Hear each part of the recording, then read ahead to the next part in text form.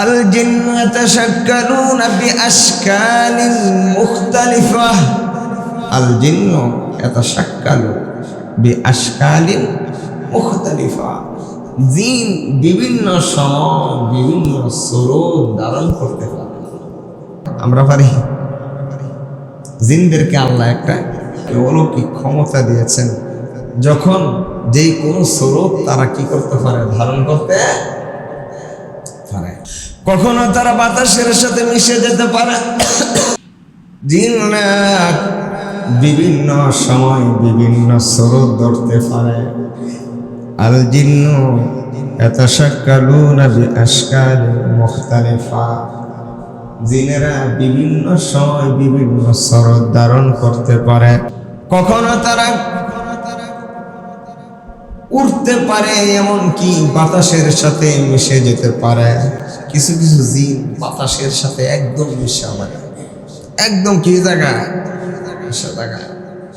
আবার কিছু কিছু জিন তারা সিনফুল হাইয়াতুল ওকিলাব, বিভিন্ন প্রাণীর স্বরূপ ধারণ করতে পারে। হাইয়াত সাপের স্বরূপ ধারণ করতে পারে, ওকিলাব কুকুরের স্বরূপ ধারণ করতে পারে, বাতাসের স্বরূপ ধারণ করতে পারে। বাতাসের সাথে যে মিশে যায় এর একটা গঠনও আছে। বহুত বড় একজন তাবেঈন, নাম হলো মুআজ বিন উবাইদুল্লাহ বিন আম্মার রাহমাতুল্লাহ আলাইহি।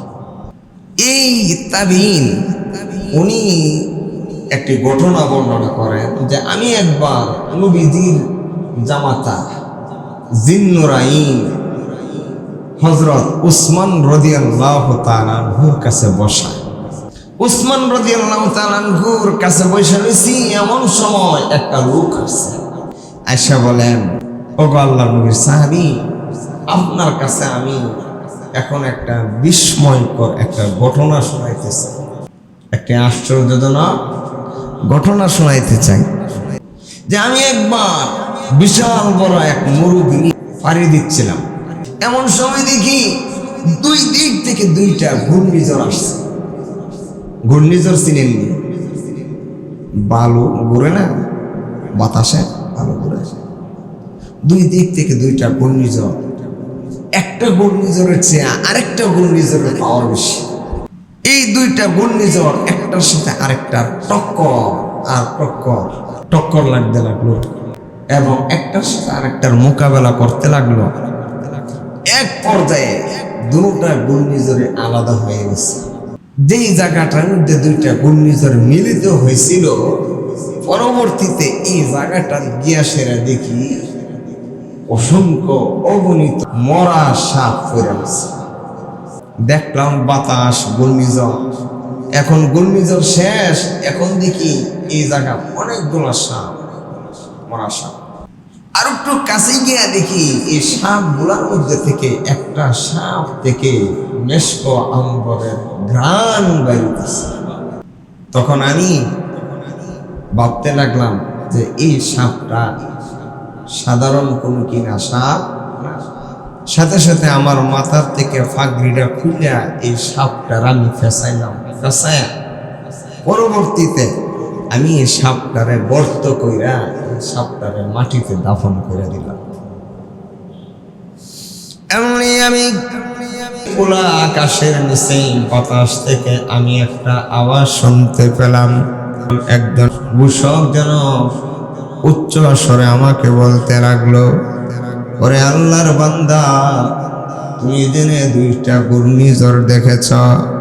এই দুইটা ঘূর্ণিঝড় কোনো বাতাসের ঘূর্ণিঝড় না, বরং এই দুইটা ঘূর্ণিঝড় হলো জিনদের দুইটা গোত্রের দুইটা শাখা।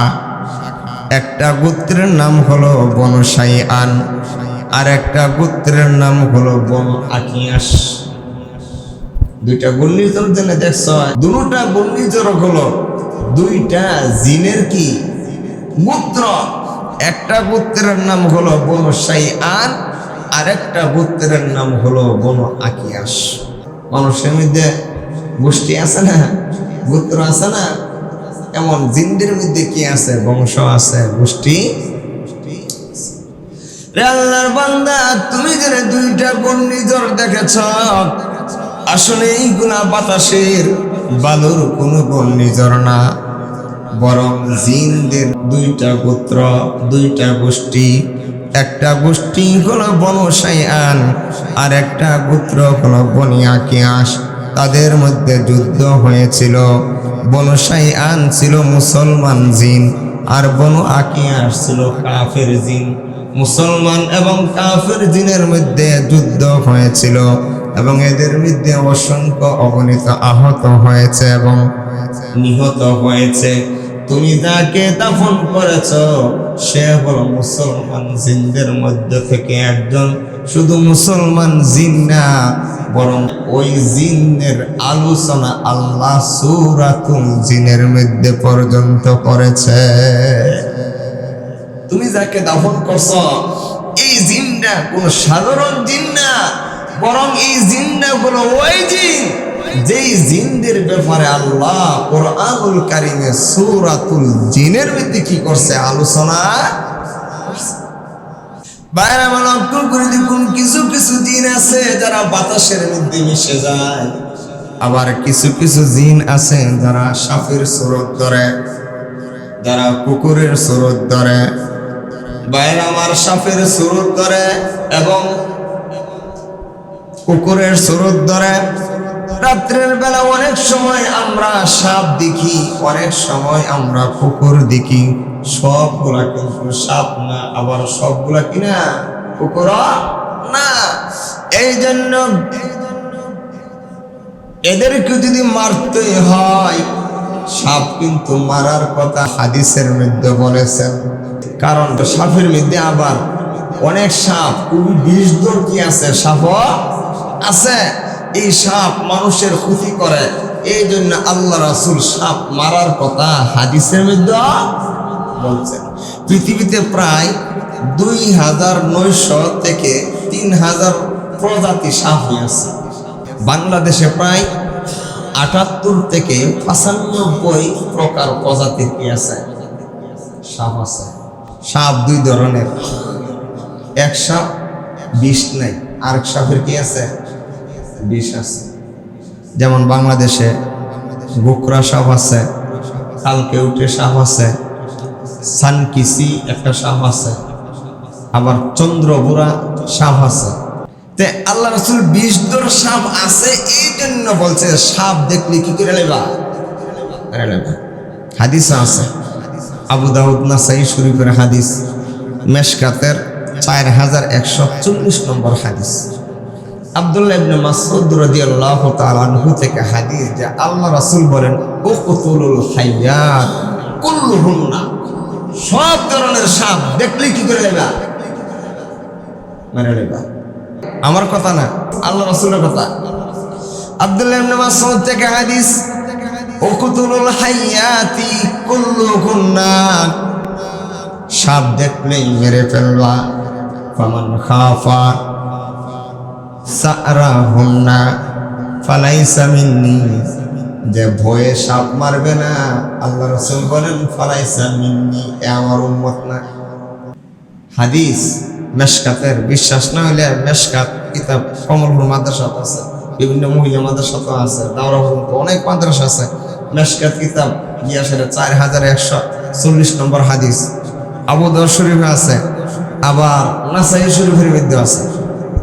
আরেকটা হাদিস আছে সাপ সম্পর্কে।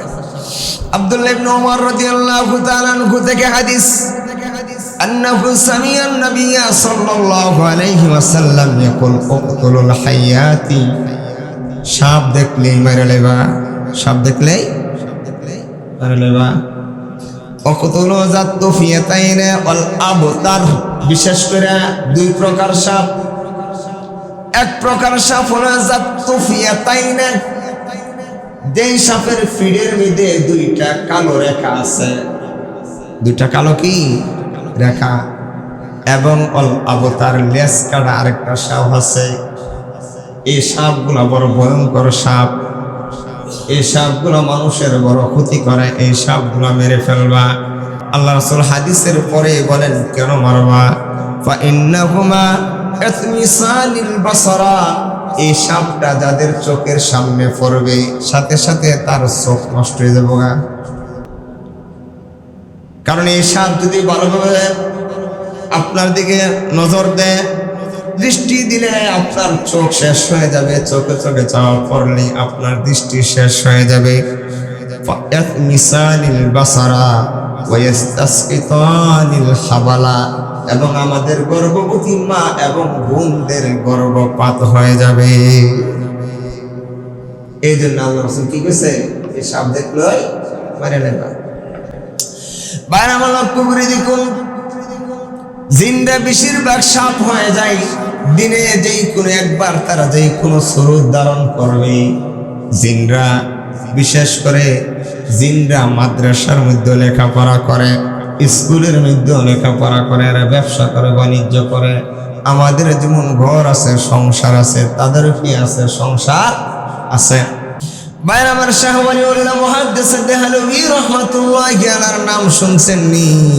শাহ ওয়ালিউল্লাহ মুহাদ্দিস দেহলভী রাহমাতুল্লাহি আলাইহি, যিনি ভারত মহাদেশের আধ্যাত্মিক জগতের সম্রাট, ভারত মহাদেশে সাইরো তরিকার প্রধান শাহ ওয়ালিউল্লাহ মুহাদ্দিস দেহলভী রাহমাতুল্লাহি আলাইহি।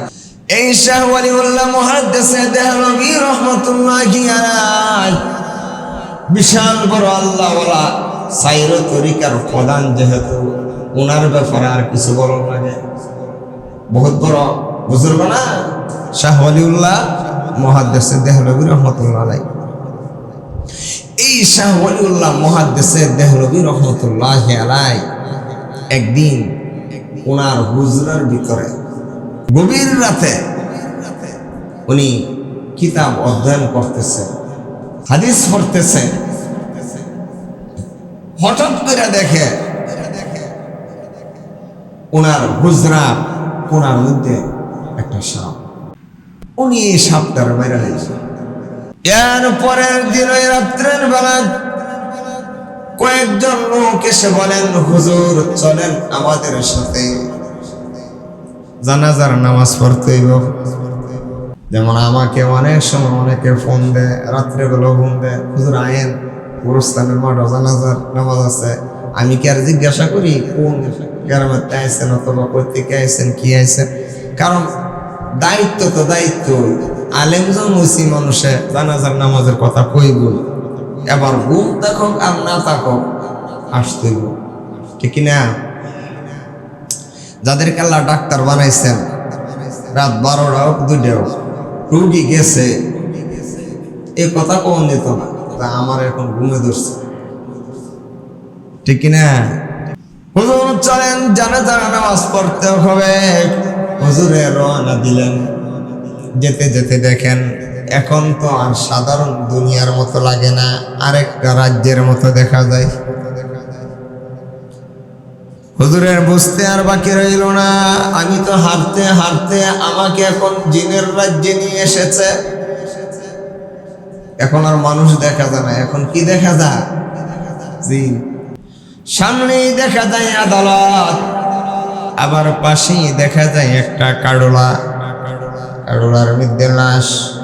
হুজুরকে জিজ্ঞাসা করেন, হুজুর ওই যে কাডলার মধ্যে যিনি শুয়ে আছেন উনি হলেন আমাদের বাদশার ছেলে, রাজার ছেলে। আপনি বহুত বড় আলেম, আপনার মাদ্রাসায় দিয়েছিল আমাদের বাদশার ছেলেকে লেখাপড়া করার জন্য, আপনার থেকে হাদিস পড়ার জন্য। কিন্তু ছোট্ট মানুষ, ছোট্ট বাচ্চাদের তো কোনো আইন এবং গাইন নেই। আছে আইন গাইন আছে? মসজিদের ভিতরে মাদ্রাসার ফলাফল নামাজের অসুবিধা হইতেছে কি হইতেছে না, এইটা দেখার কোনো কি নাই? হ্যাঁ, দরকার আছে?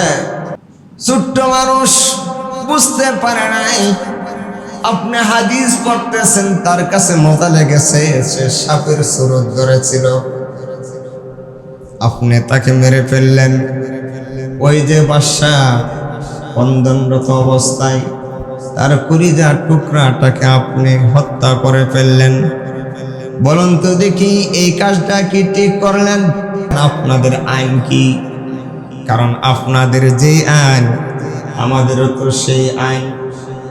কারণ জিনদের কোনো আলাদা নবী নাই। জিনদের নবী হলো মানুষের মধ্যে থেকেই নবী। জিনদের নবী আমাদের নবী, যিনি জিনদের নবীও আমাদের নবী, যিনি জিনদের নবীও তিনি। বলুন এই যে কাজটা করলেন, এই কাজটা কি ঠিক করলেন? ভাইরা আমার, কোরআনুল কারিমে আছে সূরা মাইদার 32 নম্বর আয়াত, আল্লাহ রাব্বুল আলামিন বলেন, মান কাতালা নাফসান বিগাইরি নাফসিন আও ফাসাদিন ফিল আরদি ফাকান্নামা কাতালান নাসা জামিআ। কেউ যদি ইচ্ছা করে, কাউকে যদি হত্যা করে, বিগাইরি নাফসিন, হত্যা ব্যতীত যদি কাউরে কি করে হত্যা করে, আমার কাউকে হত্যা করছে না, অনর্থক আমি তাকে হত্যা করলাম। আমার আব্বারে যদি কেউ হত্যা করেন, আমার বাইরে যদি কেউ হত্যা করে, তাহলে আমি তারে কি করতে পারবো? হত্যা করতে পারবো। আও ফাসাদিন ফিল আরদি, অথবা জমিনের মধ্যে সে ফাসাদ করে, সমাজে ফাসাদ করে, সমাজের মানুষ তার দুর্ব্যবহার থেকে বাঁচতে পারে না, ভয়ঙ্কর সন্ত্রাস হয়ে গেছে, এখন তার কি করতে পারো? হত্যা করতে। যদি এমন দোষ তার না থাকে, নিরপরাধ কাউকে যদি হত্যা করে, আল্লাহ বলেন ফাকান্নামা কাতালান নাসা জামিআ, সে একজন মানুষকে মারল না, সেজন্য সারা দুনিয়ার মানুষকে মেরে ফেলল। বাইরাম আল্লাহ রাসূল বলেন, কুল্লু যামবিন আসাল্লাহ আইয়াগফিরাহু, আশা করা যায় আল্লাহ মানুষের সব ধরনের গুনাহ কি করে দিব? মাফ করে দিব। আশা করা যায় আল্লাহ মানুষের সব ধরনের গুনাহ কি করে দিতে পারে? মাফ করে। ইল্লা মান মাতা মুশরিকান, কিন্তু যে শিরিক করে মারা গেছে, আল্লাহ তারে কি করতো না? মাফ করবে না। আও মাইয়াকতুলু মুমিনান মুতাআম্মিদান, এবং যে ইচ্ছা কইরা কোনো মুমিনরে মারছে, হত্যা করছে, আল্লাহ তারে কঠিন কালো ক্ষমা করবে। কিন্তু এখন দেখা গেছে একটা লিবুর দাম আছে, একটা ফেজের দাম আছে, কিন্তু একটা নফসের দাম নাই, মানুষের দাম নাই। ঠিক কিনা জুড়ে বলেন? এই ছিনতাইকারী ভাইরা, কি সুন্দর দাড়ি, কি সুন্দর চেহারা, কি সুন্দর ফাগরি, পায়জামা, পাঞ্জাবি পইরা লোকটা যাইতেছে, তার পকেটে টাকা আছে কি নাই এটাও আর দেখার বিষয় নেই, আগে চাকু চালা। ঠিক কিনা জোরে বলেন? বাইরে মালাপ কুকুরে দেখুন, আপনি যাকেই মারবেন আপনার উপরে কেসাস ফরজ হয়ে যাবে। আল্লাহ বলেন, ইয়া আইয়ুহাল্লাযীনা আমানু কুতিবা আলাইকুমুল কিসাসা ফিল কাতলা আল হুররু বিল হুররি ওয়াল আবদু বিল আবদি ওয়াল উনসা বিল উনসা। কাউকে যদি মারেন, মারার বদলা কি? মারা। মারার বদলা, হত্যার বদলা, জানের বদলা জান। ওয়া কাতাবনা আলাইহিম ফীহা আন্নাল নাফসা বিন নাফসি ওয়াল আইনা বিল আইনি ওয়াল আনফা বিল আনফি ওয়াল উযুনা বিল উযুনি ওয়াস সিন্না বিস সিন্নি ওয়াল জুরুহা কিসাস। কেউ যদি আপনার নাক ভাঙে, নাক ভাঙার পরিবর্তে নাক ভাঙা, ওয়াল উযুনা, যদি কেউ আপনার কান ভাঙে, কানের বদলা কান। আল্লাহ কোরআনে স্পষ্ট বলে দিয়েছেন যে আন্নান নাফসা বিন নাফসি, নফসের বদলা কি? নফস। চোখের বদলা, আপনার যদি কেউ চোখ নষ্ট করে না, তাহলে আপনি আর চোখটি নষ্ট করে করতে হবে। একটা চোখ নষ্ট করলে দুইটা চোখ নষ্ট করে যেত না। এক চোখ নষ্ট করলে এক চোখই, একটা কান নষ্ট করলে না দুটা কান নষ্ট করে যাবে, দুটা না একটা। একটা দাঁত ফলাইলে কটা দাঁত ফলা লাগবো? ইসলামী আইন। বাইরে আমার শাহওয়ালিউল্লাহ মুহাদ্দিসে দেহলভীকে বলেন, বলেন আপনার শরীয়ত কি? কাউকে যদি হত্যা করেন হত্যার বদলা কি? হত্যা। শাহ ওয়ালিউল্লাহ মুহাদ্দিস দেহলভী রাহমাতুল্লাহি বলেন, উনি বলেন যে হত্যার বদলা হত্যাই, তাহলে আপনাকে কি করা উচিত? হত্যা করা উচিত নি?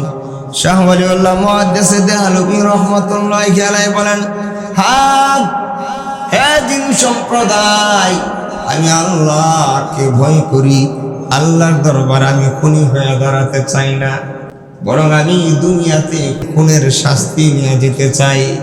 হত্যার বদলা হত্যা, আমি রেডি আছে, আমাকেও খুন করতে পারেন, আমাকেও হত্যা করতে পারেন, মায়ের বদলা মার।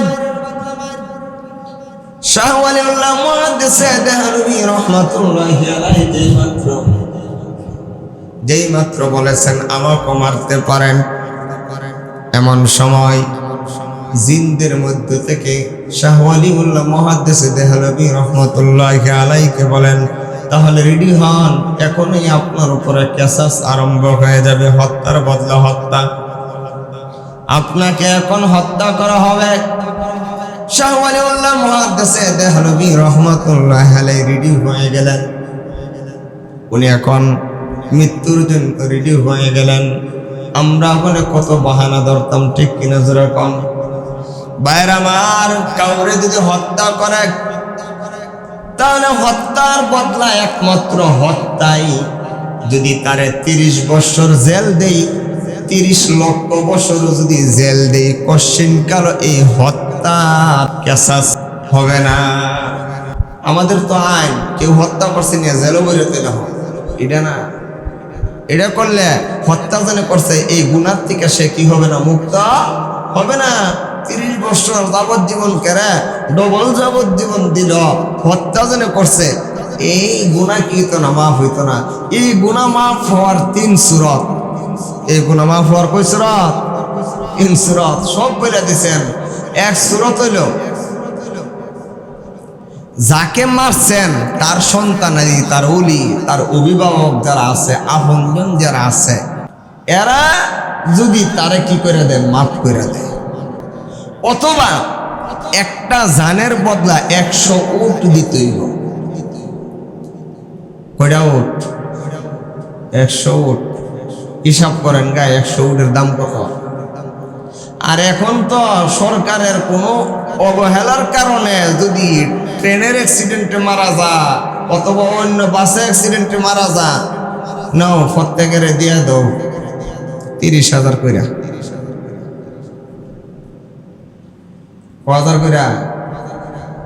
অথবা ডিক্লার দিলাইছে, নেন প্রত্যেক মার্ডারের পরিবর্তে ট্রেনের তলে ফিরে জানি মরছে, ট্রেনের তলে ফিরে মরলে তো কোনো নাইও সরকার থেকে, অর্থাৎ ড্রাইভারের অবহেলা, হ্যাঁ, অথবা মাস্টার অবহেলায় যদি মারা যান, তাহলে নেন প্রত্যেকের জানের বদলা 2 লাখ করে।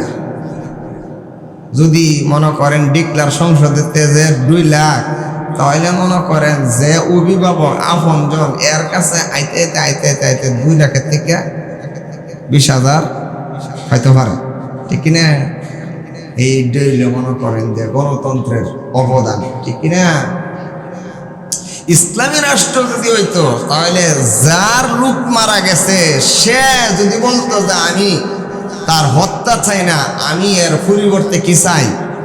দিয়ত চাই, রক্তপণ চাই, তাহলে সরকারের পক্ষ থেকে ঠিকই 100 উট পরিমাণ, 100 উটের যত টাকা এত টাকা সে ফাইল। যদি সরকার দিতে ব্যর্থ হয় তাহলে সরকার গুনাহগার হইব। সরকার কি হইব? গুনাহগার হইব। গার্মেন্টসের মালিকের অবহেলায় আমার শ্রমিক ভাই বোনেরা মৃত্যুবরণ করে কি করে না? জোরে বলেন। বড় বড় শিল্পপতিদের অবহেলায় আমাদের গরিব কর্মচারীরা মৃত্যুবরণ করে কিনা? এই শিল্পপতিদের উপরে সরকারি পক্ষ থেকে তাদের উপরে ধার্য করা হইল প্রত্যেক শ্রমিককে 100 উটের যে মূল্য, এই মূল্য তাদেরকে দিতে হবে। এটা হলো আমার আল্লাহর আইন, ইসলামের আইন। বাইরে আমার শাহ ওয়ালিউল্লাহ মুহাদ্দিস দেহলভী রাহমাতুল্লাহি আলাইহি মৃত্যুর জন্য রেডি। সমকম হইলাম শেষ। এমন সময় জিনদের মধ্য থেকে একজন দাঁড়ায় বলেন, রাখেন, তাকে হত্যা করবেন, পরে আমার কাছ থেকে হাদিস শুনেন। সামি'তু রাসূলুল্লাহি সাল্লাল্লাহু আলাইহি ওয়াসাল্লাম, আমি কারো কাছ থেকে শুনে বলি নাই, আমি নিজে স্বয়ং আল্লাহ নবীর কাছ থেকে হাদিস শুনেছি। কন্যা সুবহানাল্লাহ। জিনে কইতাছে আমি কারো কাছ থেকে শুনছি না, আমি নিজে শুনছি। এর দ্বারা বোঝা গেল সাহাবী জিন এখনো আছে, কারণ জিনদের বয়স অনেক। জিনরা কি অনেক বয়স? শাহ ওয়ালিউল্লাহ মুহাদ্দিস দেহলভীর সামনে বলতেছে, আমি কারো কাছ থেকে শুনে বলতেছি না, স্বয়ং আমি জিন নবীর দরবারে বসেছিলাম। নবী তখন হাদিস বলেছিল, আমি শুনেছিলাম যে নবী বলেছিল, যখন তখন তোমরা সাপের সুরত ধরো না। যদি সাপের সুরত ধরো আর এই অবস্থায় যদি আমার উম্মত যদি না বুঝে তোমাদেরকে যদি মেরে ফেলে, তাহলে কোনো দিয়ত নাই, তাহলে কোনো কি নাই, রক্তফল নাই। কারণ সাপ হয়ে তুমি গেছো কেন? মানুষের কাছে সাপের সুরত ধরে গেছো কেন? শাহ ওয়ালিউল্লাহ মুহাদ্দিস দেহলভী রহমাতুল্লাহর সামনে যখন এই কথা বললেন, তখন সকল জিনেরা এই সাহাবী জিনের কথা বিশ্বাস কইরা শাহ ওয়ালিউল্লাহ মুহাদ্দিস দেহলভী রহমাতুল্লাহ আলাইহিকে আর হত্যা করলেন না, আর ওনার উপর রক্তপাত কেসাস ধার্য করলেন না, বরং ওনাকে আবার সসম্মানে আবার বাড়িতে পৌঁছে দিয়েছেন। শাহ ওয়ালিউল্লাহ মুহাদ্দিস দেহলভী রহমাতুল্লাহ আলাইহি বলেন, যাওয়াতে আমার আরেকটা জিনিস আমি পাইলাম, যে আমার জীবনে একজন সাহাবী জিনকে আমি দেখে আসি।